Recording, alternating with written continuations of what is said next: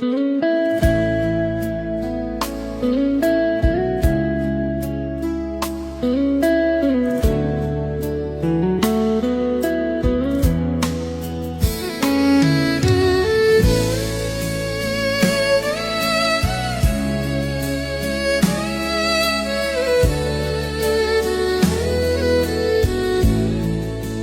រណាសំដីគួនស្រីហើបាលឺហើយខើយផ្សាពោះតុងវើបងធ្វើដូចមិនស្គាល់ក៏ចិត្តនួនល្អដៃបងត្រកងបណ្ដាស្រីក្មេងគូនយើងទាំងពីរបងមានគិតទេថារូបពួកគេទៅជាយ៉ាងណាកុំដោយសារស្រីបំពេញតណ្ហាគ្មានក្តីមេត្តាចោលគូនឲ្យកុំព្រាសំលេងគូនស្រីអោបស្លាយខៅបាឃើញហើយឈឺផ្សា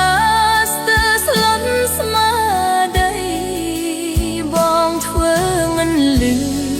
ពេលនៅក្បែរស្រីទោះមានរឿងអ្វីក៏បងមិនខ្វល់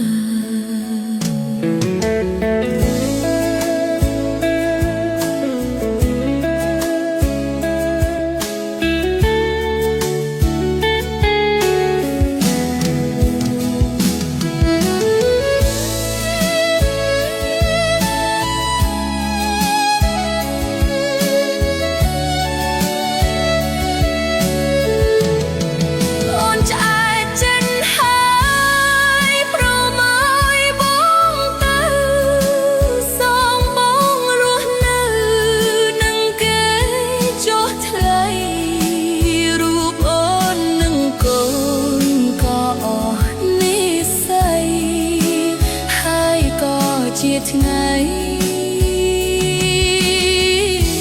ឈឺ